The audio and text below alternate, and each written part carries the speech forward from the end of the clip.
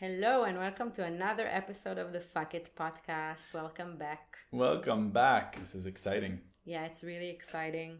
I feel like sharing about a bit of our life updates of what's going on with us because, yes, there are topics we want to cover, but I think that just talking about what's going on in our lives is as insightful to understand more about what it is, this fuck it lifestyle, and what are we going through that maybe people can learn from. Where do we begin though? What do you want to start with? Just a life update. Where are we? What's going on? So we're in Bali again. We just arrived about a week ago. We got offered to house sit. This is the same house that we originally did the podcast. We started the podcast, so that's exciting. Deja vu. We're watching two beautiful dogs and two cats. And it's in a super boring area in the south of Bali called Sanur. And it feels like this kind of pensioners beach town. And yeah, I think we're the youngest people here probably. And it's super boring. And this is perfect. Like everybody's asking me, how you doing? How's Bali? And I'm just like, it's just super grounding at the moment. I feel much more connected with myself, connected to you. I feel that we just have time to spend with each other. Kopangan, the past 7 months has been amazing, but it's a wild roller coaster out there and a lot of fun, but we're just so busy, work and going out and dancing and events and stuff like this. So we're just not spending much time with each other, or not as much as time that we're spending here. And I feel that we grew a bit distant in Kopangan, physically, emotionally, sexually. And it just feels nice to connect again on a deeper level. So I feel really good about it. Yeah, and I feel like it's amazing how things come at the right time because we didn't plan to be in Bali. We finally had a house in Kopangan and we felt like we were settling in, but then one thing led to another and Bali arrived, and it arrived so much in the right moment. I really feel like it's what we needed for us right now.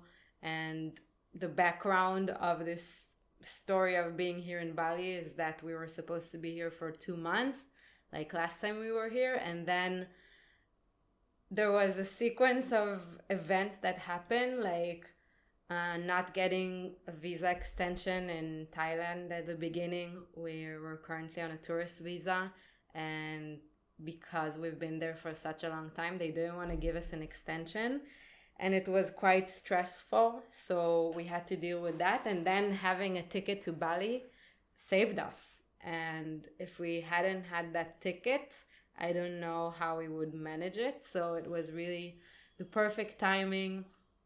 And then even though at the same day that we got denied from a visa, we got a message saying that the house also is kind of canceled. We were supposed to be here for 2 months, and then the landlord decided to sell the house. So we only have 3 weeks.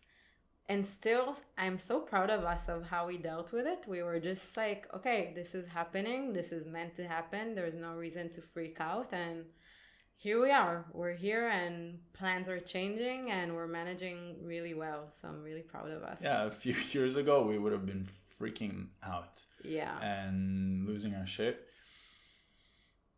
We've really, I guess this nomadic lifestyle, it's constantly changing. But I see the world is just constantly changing. Like nothing is really, even if you stay, you have your home, you have your job, people lose their job. Suddenly there's a pandemic. Suddenly there's a war. Suddenly you get called into the army. Suddenly shit happens. But I feel like this nomadic lifestyle, we're dealing with change on a daily basis. Yeah. And it gets tiring. We're at a point where we want to ground more. We want to find a more stability. But at the same time, it's also really helped us get used to these changes. And I just finished reading a book that someone shared with us. It's called Money's Not the Problem, You Are. And it's a very good book helping change the mindset around money and abundance and income and receiving. And one of the mantras that he teaches there, I don't remember who wrote the book, is in situations when things go wrong, to ask the question, what is right about this situation that I'm not seeing? And this has really helped us in these two instances. I remember you even sending me the message about, you sent me a screenshot about this, like the house not being available anymore, and we're just like laughing about it and accepting. And because always everything that has happened to us in our life, in retrospect, looking back at it, it's always been something like a catalyst that has led us to where we are now, and we've always been grateful for it. But in the moment, it feels like, holy shit, what is happening? So really to embrace this mindset and really accept the change and really believe that whatever is going on now, however weird it seems or crazy, it's going to lead to a good and better place, and for a good reason. Yeah, but we just also need to remind ourselves that the life choices we made are exposing us to a higher frequency of events like that, because we chose to stay in Thailand without a permanent visa. So we were always exposed to being expelled from Thailand. And our house is only on a 3 months lease base. So every 3 months we need to renew, and we don't know if we're going to get kicked out. And everything is kind of like unstable. People might be listening to this and they have a home, they have a job. So we're much more exposed to these kind of things in our lifestyle, and it is something to consider. And I think that we wanted a change. So for me, Bali is really grounding in that sense that it gives me air and time to take care of things that are necessary right now. And I also feel a huge energetic shift since I got here, that it's just amazing. Sometimes just changing a place changes the energy of everything. And I feel like I was having like a brain fog kind of experience in Copenhagen, where I just couldn't think creatively and things were not coming. And the moment I got on the ferry, I started to feel my brain thinking again, planning, seeing visions, like a lot of shifts creatively. So I want to ask about that, because you shared recently on your story, and it's interesting how living with one another, we can be so close to each other, and there are things that you share, but I don't fully register what is going on. And you shared that you're coming out of a depression period, or a depressive period, and I don't know if it's just the fact that I accept it as part of life, that we have ups and downs, and I don't get so excited about the fact, like it's just normal. I know it's normal for me. I know it's normal for you. This is how we've been since we were together. I don't know if it's normal for everyone. Maybe there are people that are just happy all the time or more consistent.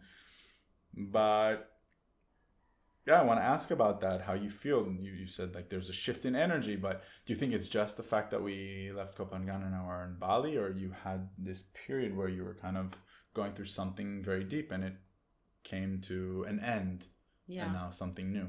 Yeah, I think it's a combination of the two, obviously. I don't even know how to answer this. I think that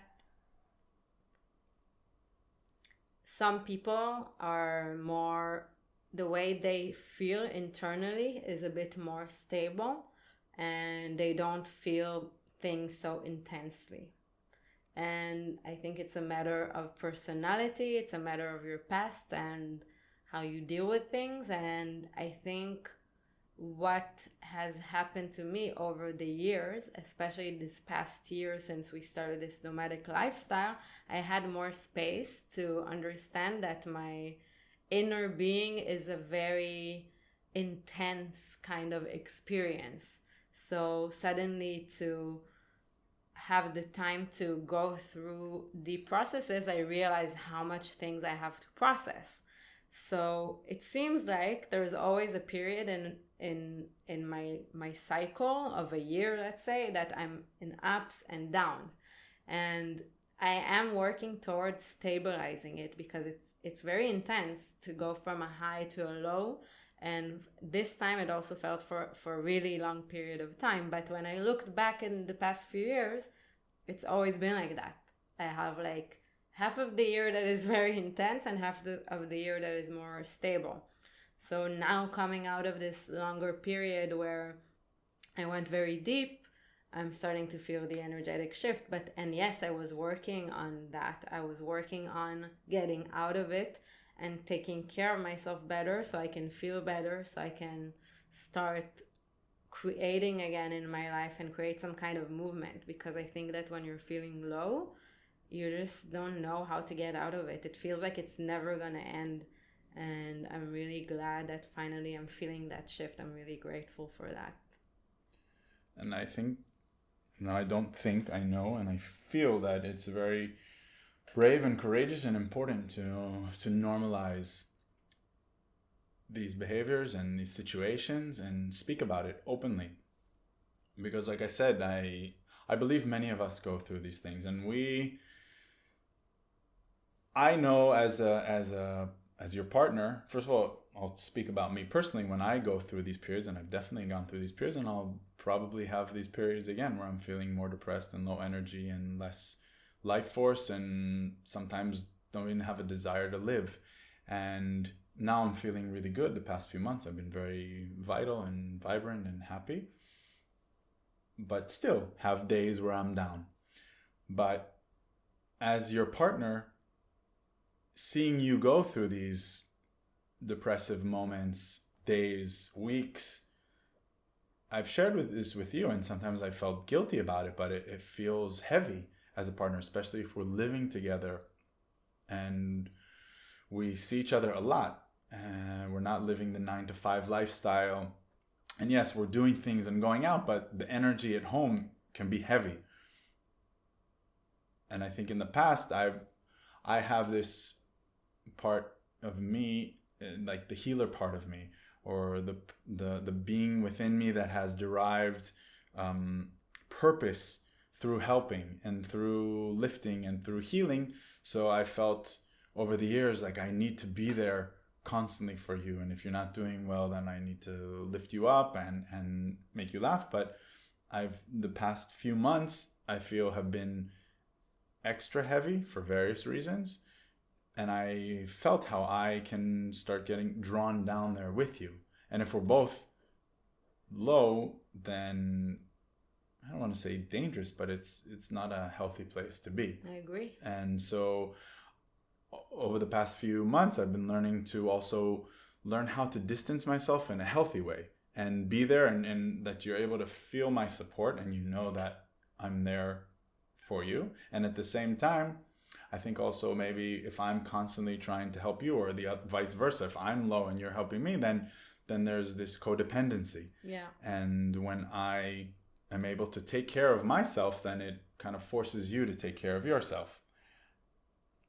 But in those moments, I've had those thoughts. It's just like, oh, maybe we should just be like the Western world and take pills, and we'll just be happy and Really? easy. And in the moments when it's hard, it's like, oh, it's heavy. Like her energy is heavy, your energy is heavy, and I'm feeling heavy at home. And maybe she should just take pills. But obviously I didn't raise that because I really don't believe in that. But we really believe in going through the motions and going through the emotions and feeling what we're feeling. And that's like, I don't feel that you were depressed because you were allowing yourself to cry. You were allowing yourself to feel the heaviness. I don't know what to call it, but I feel that depression is like when you're suppressing your emotions, when you're numb. So that's what I shared on my Instagram, that it's called high functioning depression. Yeah. And when I read the description, I was like, oh my God, that's me 100%. Where you keep functioning, like you do all the things, but internally you experience a lot of these emotions.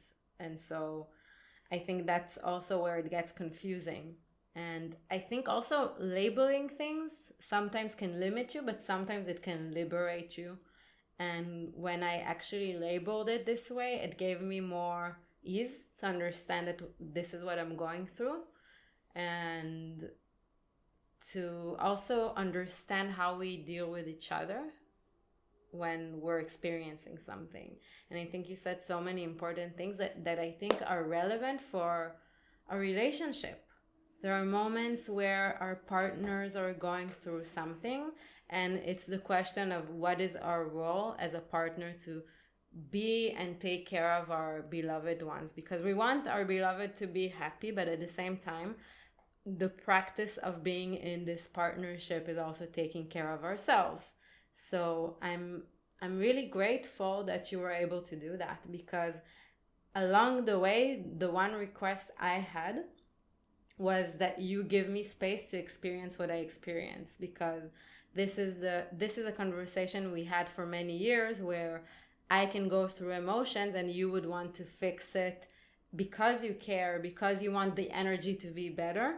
And it was like a question I was asking you, and we were discussing it along the way of how can I allow myself to feel heavy, to feel that depressed, and at the same time that I have the space for it, and at the same time that you can take care of yourself. And there's another thing that came up for me now, is that I think another reason that my inner desire and my automatic is to be involved is because when you're in these states, you're less communicative and you're silent. And for some reason, I guess something from childhood, it makes me feel like maybe I've done something wrong and you're mad at me. And so I want to communicate. I want to extract. I want to understand what you're going through, because there's this fear that maybe you're distancing yourself from me. Maybe I did something wrong. Maybe you're not loving me anymore. Maybe you're not attracted to me, or especially when we're not sexual, especially when we're not hanging out so much,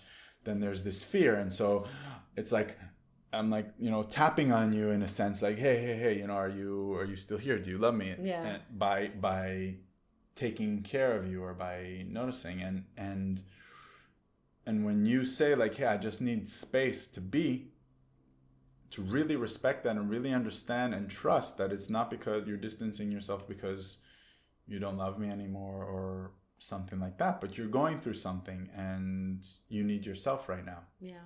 And at the same time, it was important that you checked in on me, because sometimes I go so inward that I really forget about the outside world, and you asking questions and being like, hey, what's going on with you?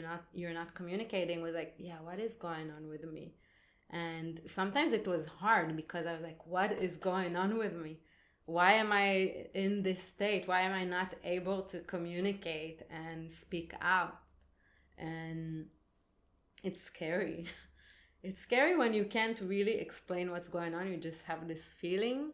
And I think that for me, it brought up a lot of shame also, that this is how I am. So my tendency in this state is to isolate even more. And I don't even do it consciously. It's isolating myself even inside the house. So that's a really important note on that. I want to ask on that note, obviously there's legitimacy to feel these things all the time, and it doesn't have to be a specific reason. But now in retrospect, and you have like this distance, and your mind, you have more clarity in your mind, I'm curious if you are able, like, what was going within your being at the time, through your mind? Were there specific things that you're worried about that are creating this depressive kind of state? Or was it just, something, just emotions, something, what's it called? Like a hormonal. Oh yeah. So I'm curious about that. And yeah, and then there's something else I want to say. So this question has different angles to answer. I think in the base, it was our lifestyle that was no longer supporting a healthy state of being. And I'll explain. It's been a while that I've been expressing to myself and to you and to everyone that I want to change in the structure of our lives. And what do I mean by that? It's going from total freedom and lack of structure to something that has more base. So I was feeling suddenly the need for more stability. I wanted a house again. I wanted a job. I wanted a routine. And when I lost my last job because of the war, I kind of like lost ground again. And that was making me question everything. And sometimes when something happens to you and you're spiraling down, the thoughts become very intense about what's not working. And I was just spiraling down of like, how do I get out of this? How do I get out of this? I was getting obsessive about getting out of this and finding solution, while at the same time feeling completely stuck, feeling numb, and feeling like frozen, like I'm not able to do anything. So this combination creates more pressure, which leads to lack of self-esteem, which increases the self-doubt, and it's like it's hard to, like, it's almost like you know what the solution is, but it's not happening, and you're kind of waiting for something to happen, and it's just not happening. So that was like the base of it. Then I started to notice also, I bumped into this book about women hormones, and I started reading it, and I was reading about the symptoms of an imbalanced hormone system, and it was me. So I was like, okay, so it's not only like my emotional being, there's also something chemical that is not fully balanced. And then I started to learn about that more and started experimenting with my nutrition and my habits, and I started to feel a shift. So it was like, oh, I'm not only like an emotional sensitive being, I'm also like not really balanced right now. So that was another thing. And I think at the core, when there's like lack of purpose and lack of direction, at some point it becomes a burnout. There is a time where it's time to explore, and we meet a lot of people in Copenhagen that are just starting their journey, and it's all about like opening doors, opening possibilities. But I think I hit a point where I'm burnt out from questions, from possibilities, and I was really, really craving a direction, and I wasn't really able to create that direction myself. So it was creating a lot of pressure on me. Okay, so I have an important question. I mean, it starts with what helps us get out of these situations and how can we help each other?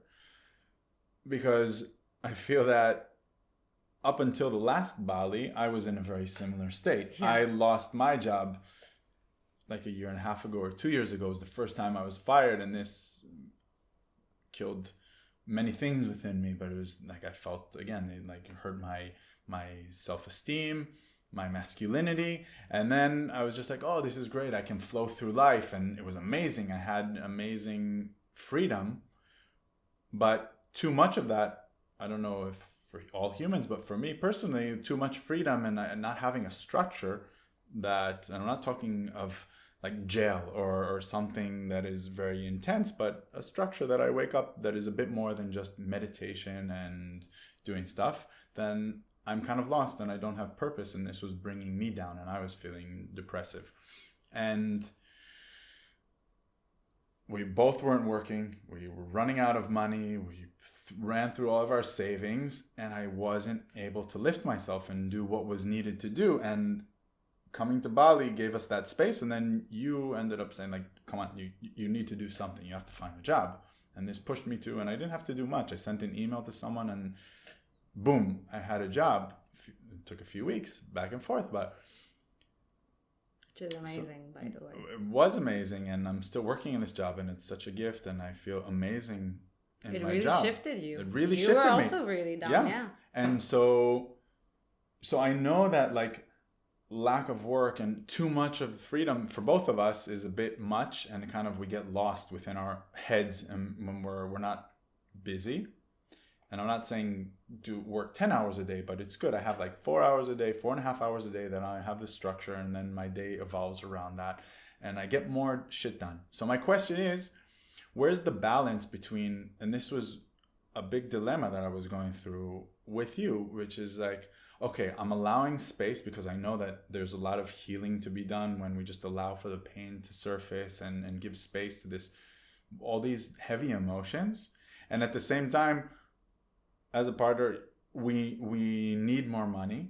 You know, we're living off of my paycheck, which is not fully cutting it in Copenhagen.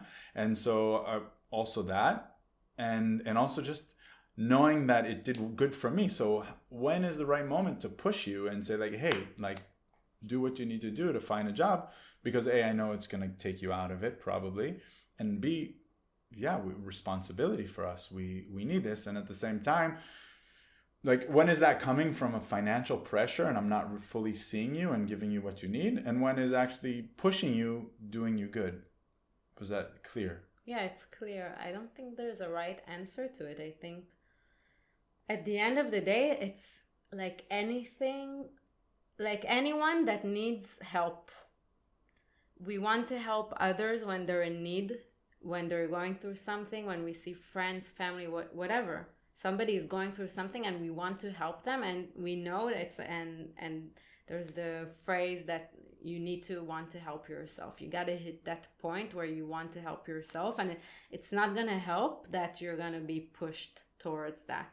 And as the person who is witnessing that, it's cultivating both patience, then also love and compassion towards the place, and also sometimes tough love of being like, look, you need to get your shit together. And the combination of the three creates a container for the other person to kind of slowly and gently look again at the situation. And I think that's the balance, because I needed to feel on one hand that it's okay for me to go through what I'm going through, and at the same time, sometimes there is something powerful about being like, look, I believe in you. I know this is not you, and I know that you can do better. So like, how can I help you to get better? With that being said, sometimes it's not going to help. So how do you feel I did in that role? Because I remember I wasn't, constantly pressuring you. And sometimes when I did say like, what about a job? I felt this like strong resistance, or that you're just not there, and kind of let go. But did you feel pressure from me? Did you feel space? What did you feel as your partner? The role that I was playing, did I do it well? Would you change something? I think you did well. Because you were allowing me to go through my process, and yes, I felt guilty at times where I knew it was creating pressure on you financially, the fact that I'm not working and it's all on you. But I really I wasn't able to get out of it. And I know that it's kind of hard to even say it, right? Because it's like, what's the problem? Why couldn't you just do it? And it's kind of scary to admit it, because like, what does it mean about me when I'm not able to do something? Is it true? Is it really true? But in that moment, it felt like it, and I did what I could at the time to do what I can. So I got a little job, and that's how the shift started. I just took one project that was very small, but it was starting to cultivate again this sense of capability. And I think you gave me that space, and I really value you for that, because sometimes we can't really do anything else but that. You can't force me to work. No. You can't force me to create when I feel like helpless, despaired, and it's so tricky, because in those times also it feels like the one thing that could help is getting help, and then because of the money, it's the one thing that I wasn't doing, because like, I'm not working and I'm gonna get professional help. It just felt like I can't do this. So I think you giving me the space was the greatest gift you could give me. And what I'm learning looking back is also realizing what do I need to do in order to get out of this state faster. And getting out of Copenhagen was a reminder that sometimes getting out of the routine, stepping out of what is familiar and waking up to another day of this reality is just helping. It's cutting some kind of perspective and changing something. And that always helped me. Yes, I think that was the biggest shift, but I feel your shift happened before when you went to the facilitators, TTC. Yeah.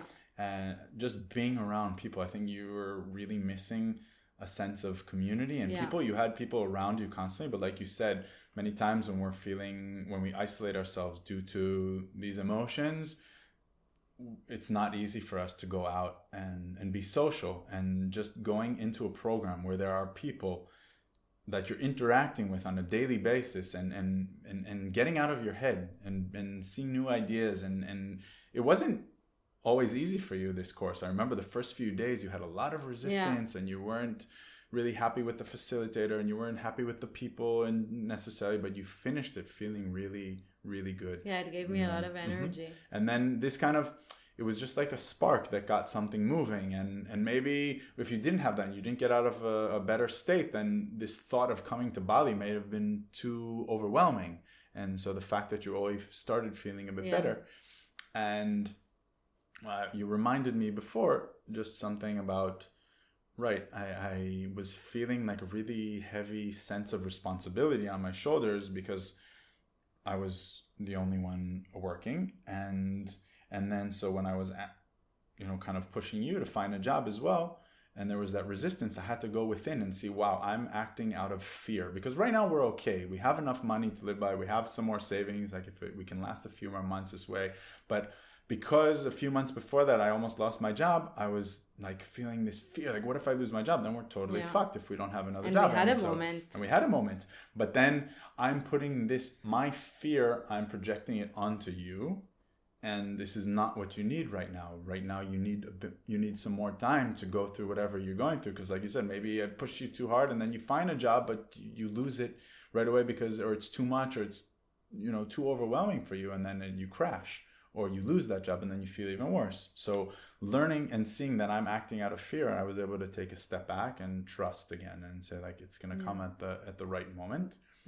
But it's so delicate, our case is just an example for something that is happening to so many people right now because of this time in life where the recession is happening and it's real. People are losing their jobs, and in a way we're lucky because we don't have any commitments, we don't have any loans, we don't have a mortgage. It sounded weird. So it's like we could still have our lives kind of still functioning despite me not working. And some people, for them, it's like the shock is so big and it's hard for them to recreate again because they're like completely lost. And it's so hard in these moments. Like I remember a really good friend of mine at Corona time, her partner lost his job and he was also depressed because he had to really come to peace with the fact that he's no longer able to work in his profession, and it took him time to come out of it. And for her, it was really hard to see her partner this way. And again, this question of like, how do we take care of ourselves as a partner while our partner is going through a crisis? And this is the importance of space. And I'm so happy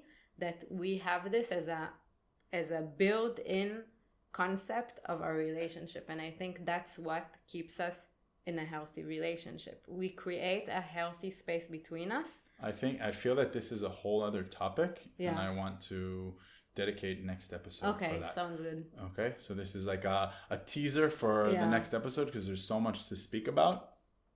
And I feel like we can bring this episode to a close. Just maybe a few words again on what I don't know, some tips. And because also, I want to add, sorry, I stopped you, that the solution is not here yet, right? We're still in the same position, but it's like the energetic shift around it that makes a difference. No, it's not. You're talking about a solution to like financial stress and Yeah. stuff like that. I mean more tools to deal with these waves of emotions. I'm very curious to hear if more of our listeners go through these emotions, or if you just feel stable, or if you mostly feel low, you mostly feel high. I'm very curious about that. But I feel that one of the main things for me that has really helped is normalizing it. Yeah. At least with myself and between us, and that it's okay and that it happens, and not to stress about being stressed and not to stress about being depressed. Yeah. And giving it the time that it needs, but also remembering and finding the things that are individually soothing and good for us to help, not to necessarily change it in the moment. But for me, I know, like, yes, hanging out with people, even though I might not want to. So I find that when I'm in front of Netflix too much, I know that I'm in a depressive moment because I'm just isolating myself and distancing myself. It's okay once in a while if I'm feeling sick, but if I'm doing that for 2 weeks straight, that is not healthy for me. And going to dance and going for a walk on the beach and watching the sunset, and in the morning, meditation, stretches, going to the gym. Yeah. I feel like even we've been going to the gym now every day in Bali together, and I see how it's good for you, for me. So finding those things, like you said, doing a course, seeking therapy. These are things, changing something in your life. Not everybody has the leniency, like we can, just get up and leave to Bali for 2 months. But finding those small shifts that you can do in your life, and it's helpful. And at the same time, going through the healing. Like if something is trying to come up, if there's a sadness, there's a heaviness, God only knows people back home what they're going through, and in the world there's so much shit happening, and so it makes sense that these things affect our emotional well-being. So it's not to avoid what's coming up, it's to actually allow space for that, whether we can do it on our own and we feel safe to cry and scream and in agony, or if it feels right to do it in a workshop or one-on-one. So find those spaces, and at the same time balance that with things that make us feel good. I agree with everything you said, and I just want to say how lucky we are to live in a place where going through things is normal. It, like, when you walk around Copenhagen and you speak to people, like, it's normal to get reactions to how are you, of like, oh, actually I'm feeling low and like I'm going through this and that. Sometimes it becomes too much to the other side where we're constantly going through something. But I'm looking at how people live outside of this island, and they don't feel like they have space to really express what they're going through. So I really want to put an emphasis on it and say how lucky we are to express also our lows, and to encourage people to do that and say the truth. If you're not feeling well, to be okay with not being okay, and have permission. And I really want to send out this message to anyone who's going through a low period, of like this permission to go through this and to normalize it by sharing it. I was speaking to someone the other day, and still there's a lot of criticism towards people who are going through something. And there's still a lot of labeling around people that are going through something. And for me, I think that's really, I want to give space for that, and to it's creating that healthy ripple effect. And it begins, I believe, that we are critical towards others because we are critical towards ourselves. And if we are not accepting these moments in our lives where we're feeling low and looking in and saying it's okay, then we can't see someone else and say it's okay. So just allow for it and understand that it's part of the human experience. Then we can also look at someone who's going through something in compassion. We don't have to fix it. We don't have to change it. And sometimes we're worried to being compassionate towards that because it might be too heavy. Now we have to fix it. No, just looking at someone with loving eyes who's going through something and say, like, I'm here if you want a hug. or if you feel the capacity to talk about it, amazing. This will create a healthy, natural effect, and I feel that these periods will be shortened because you just are feeling allowed to be. Yeah, and on the other side, when you see someone going through something, I'm so grateful for the friends who checked in on me regularly. They were noticing me, and despite me not having a happy answer to give them, they kept checking in, and I felt seen and I felt supported even if there were no solutions. Mm-hmm. So I'm also very grateful for that, for friends who care, and not everyone unfortunately have that, but it's bringing more awareness. So if you're seeing someone not being so much on, in communication with you, or a friend you haven't talked in a long time, and you sense something is going on, sending a message and checking in is really, really sweet and supportive, even if the answer will not come, even if the answer will be, I'm not feeling good. It's really powerful to be in the position of seeing someone else and supporting them and reaching out. Yes. And last thought that came to mind is sometimes when people are quiet or distancing themselves from me, I automatically go to, oh, maybe I've done something wrong. Maybe they're mad at me. Maybe they don't like me. And actually, I think most times when I do inquire is because maybe someone is going through something, and not to take it right away on myself, and to send something in a loving way. And a last thing I wanted to say, what I'm excited about is I feel that many times, like the past few years, we were in this kind of limbo, like you're in a good state and I'm low, so you're kind of lifting me up, and then it flips, and now I feel like we're kind of balanced in a good state, and I don't want to grasp onto it and hold on to it because it can change, but I just want to embrace it and be thankful and grateful for that. And I'm excited for us to, like, where we can go when we're both in good spirits and we're both kind of moving forward, and we're not just balancing each other. So and last thing, there's always so much to say, is remembering when we're feeling good, creating that list of things that can help us. How can we help ourselves? So I was journaling a lot. I was forcing myself to go for walks. I was trying to eat better, less sugar. And these are things that at the beginning it feels like, why should I do it? I don't feel like doing anything. But then as you keep doing them, something does shift. So this is the place where we learn how to take care of ourselves. And I feel like I learned in another level of how to take care of myself through this time. Amazing. Yeah. Inspiring. And like we say at the end of every podcast, if you connected in any way to this episode, if it inspired you in any way, if you feel that there's someone that might be useful for them to hear this, please share, please like, please spread these episodes. Yeah, it's really supportive of us, and we have so many things planned out, so your support is very meaningful. Keep following, and thank you for being here with us. Love you. Mwah.